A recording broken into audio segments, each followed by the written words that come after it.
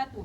Perkenalkan, nama saya Arnita Sari Hasibuan. Saya mengajar di Madrasah Aliyah Swasta Islamiyah Padang Garugor dengan mata pelajaran Al-Quran Hadis sekaligus mahasiswa PPG Bet 1 dalam jabatan tahun 2025 di LPTK IAIN Madura dengan nomor peserta 089272009624 dengan nomor induk mahasiswa 253811011157. Kali ini saya akan membuat video pembelajaran tentang materi hakikat penciptaan manusia. Saksikan video saya. Assalamualaikum warahmatullahi wabarakatuh. Waalaikumsalam warahmatullahi wabarakatuh. Alhamdulillah.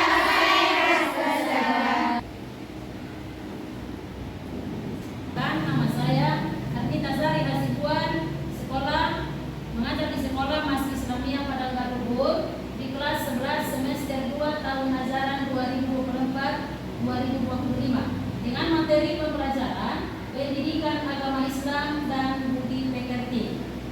Oke anak-anak ustazah, sebelum kita memulai pembelajaran kita, adapun materi pembelajaran kita pada hari ini ialah hakikat penciptaan manusia. Sebelum kita memulai pembelajaran kita, ada baiknya kita dulu menyanyikan lagu kebangsaan Indonesia. Jadi rasa cinta kita kepada negeri Indonesia ini. Ya, kepada anak ustazah berdiri sejenak. Pancasila, akulah pendukungmu, patriot proklamasi, sedia berkorban untukmu. Pancasila dasar negara,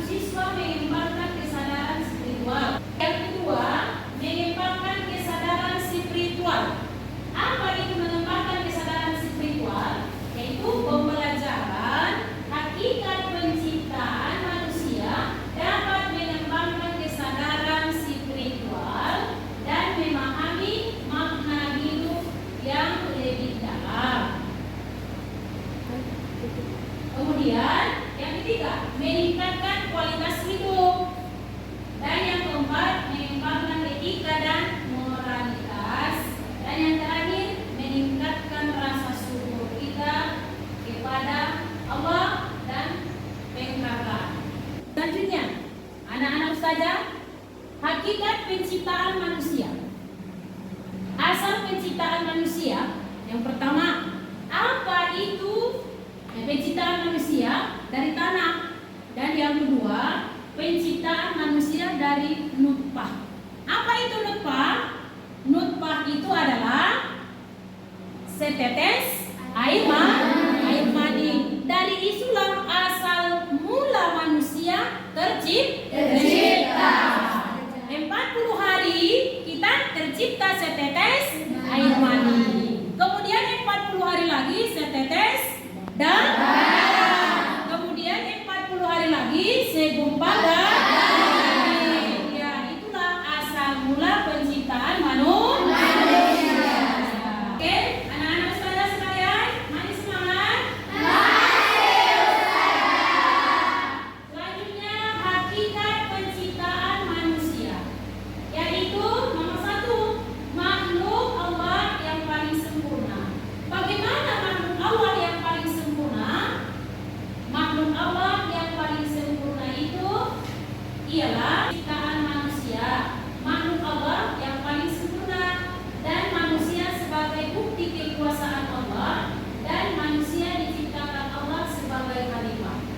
Oke, langkah-langkah yang 3 ini adalah hakikat penciptaan manusia, yaitu kita sebagai hamba Allah. Kemudian Allah menciptakan manusia dari unsur tanah. Dalam salah satu hadis disebutkan, sesungguhnya Allah menciptakan Adam dari segumpal tanah dan diambil dari seluruh tempat yang ada di bumi. Jika Allah menghendaki, bisa saja manusia diciptakan dari unsur yang lain. Tentu sangatlah mudah bagi Allah. Kemudian dalam salah satu hadis qudsi disebutkan, Allah berfirman, sifat sombong itu selendangku dan pianumanku itu pakaianku. Anak-anak ustazah, kita tidak boleh memiliki sifat sombong. Apa arti firman Allah? Ada. Sebagaimana firman Allah dalam Al-Quran, yaitu wala tamsi fil ardi marha. Janganlah kamu berjalan di muka bumi ini dalam keadaan sombong. Berarti Allah menciptakan kita bukan kita untuk bersifat sombong. Ingatlah dari mana kita ada. Kita kembalikan kepada Allah sampai pencipta. Kemudian dari firman tersebut, siapa?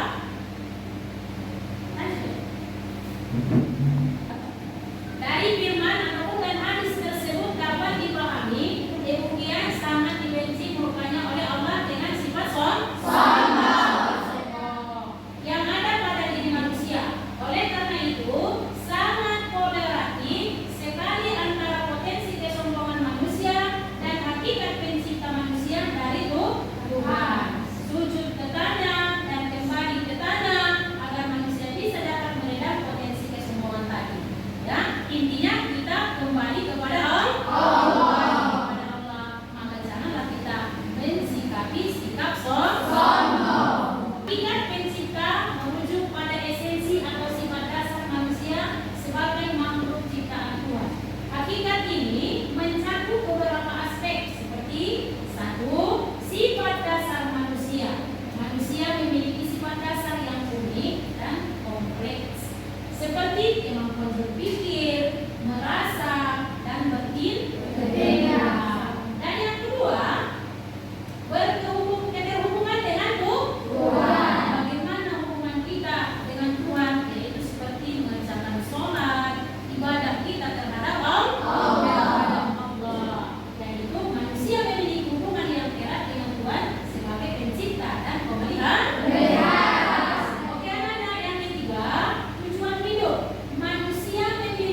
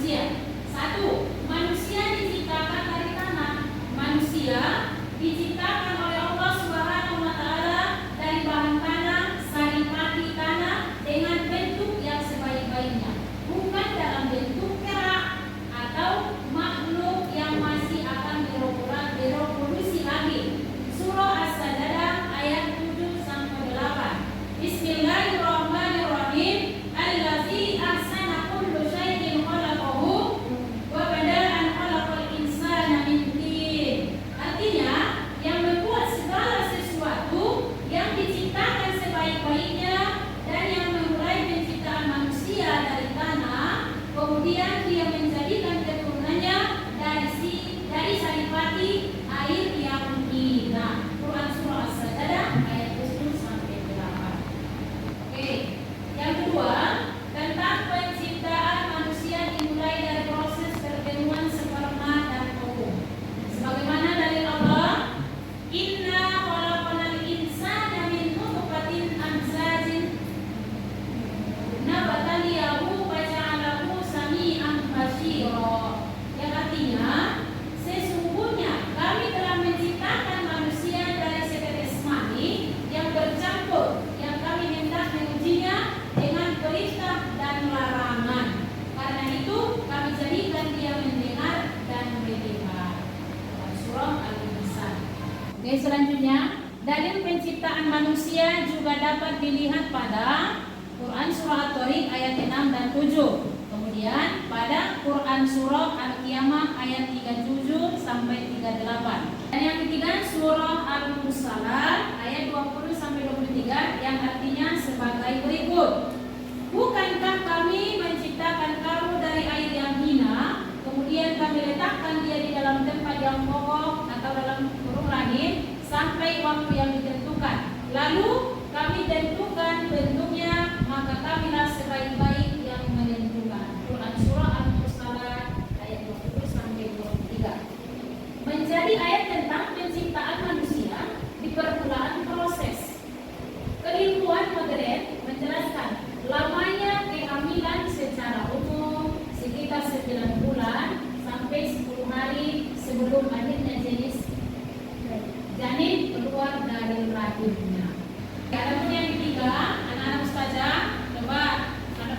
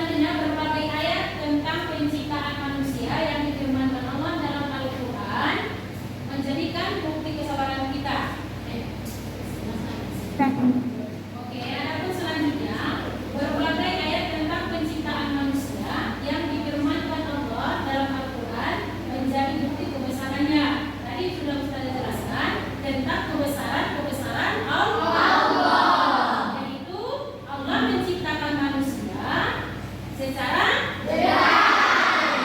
kemudian mulai dari pembuatan pemberian kemudian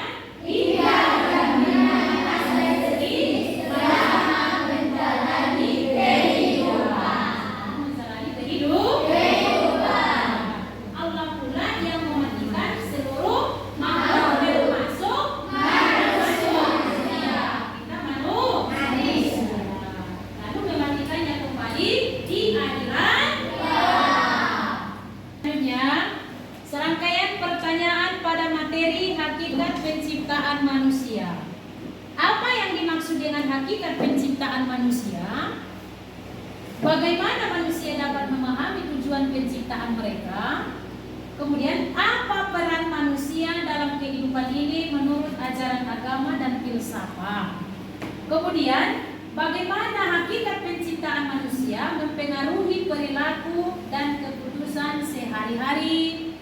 Dan selanjutnya, apa implikasi dari memahami hakikat penciptaan manusia dalam konteks kehidupan pribadi dan sosial? Oke, selanjutnya kita akan memasuki tugas. Sebelum kita memasuki tugas, Ustazah perlu jelaskan tentang materi pendekatan pada pembelajaran kita kali ini, yaitu adalah dengan pendekatan PBL ataupun problem based learning.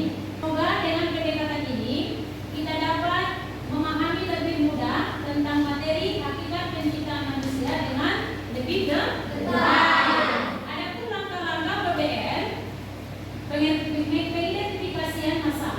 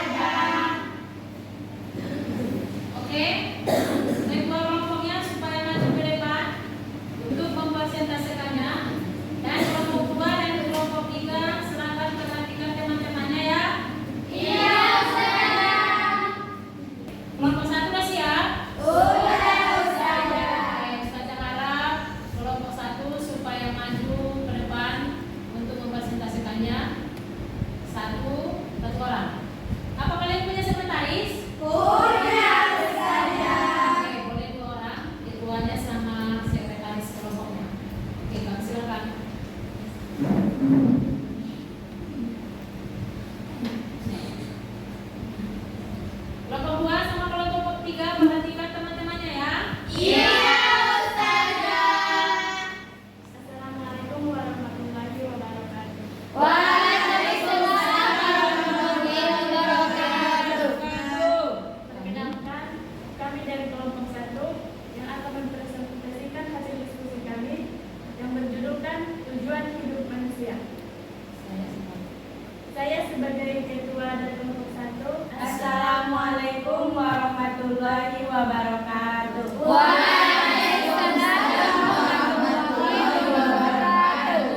Perkenalkan, nama saya Asrania Sika. Saya sebagai ketua dari kelompok dan Saya Dini Sopang, saya sebagai sekretaris kelompok. dan kami terdiri dari 7 orang, ada Alfarobi, Rizka, Jelsi, Tiwi, dan Dewi. Dan kami akan membacakan hasil diskusi kami yang berjudul Tujuan Hidup Manusia.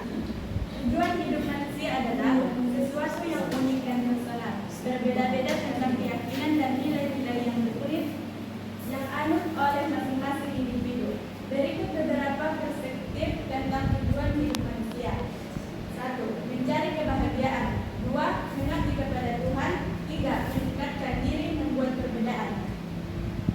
Dalam kehidupan sehari-hari, memiliki tujuan hidup yang jelas dapat memberikan beberapa manfaat. Memberikan seperti arah dan fokus.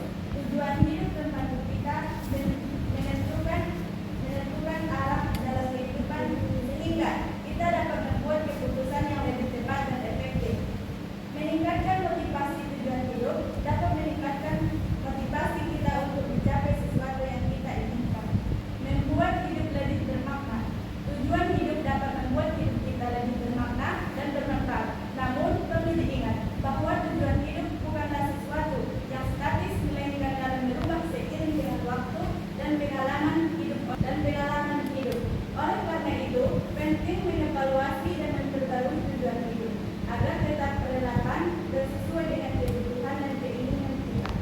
Dalam Islam, tujuan hidup manusia adalah menyembah kepada Allah. Tujuan hidup manusia yang pertama adalah menyembah kepada Allah dan menjalankan perintahnya, memanfaatkan alam semesta. Manusia juga memiliki tujuan untuk memanfaatkan alam semesta dan menjadi khalifah di muka bumi. Dengan memahami tujuan hidup, kita dapat menjalani hidup dengan lebih baik dan lebih. Sekian hasil dari diskusi dari kelompok kami. Jika ada kata-kata kami yang salah, kami mohon maaf kepada Allah kami minta ampun. Taufiq wal hidayah. Wassalamualaikum warahmatullahi wabarakatuh.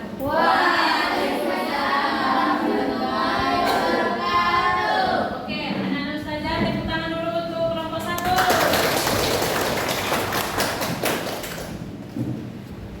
Oke, anak-anak ustazah berikutnya kelompok 2 sama kelompok 3 presentasikannya di pertemuan yang akan datang.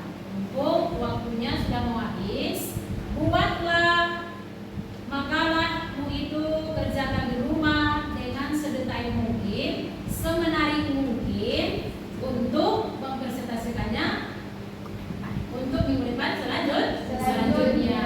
Dan kepada kelompok 1, rangkai lagi makalahnya sebaik mungkin, diskusikan di rumah ya. Dan kepada kelompok 1, ustazah persilakan duduk. Kelompok 2 dan kelompok 3 di pertemuan yang selanjutnya kita akan presentasi ya. Kemudian cukup sampai di sini pertemuan kita pada hari ini.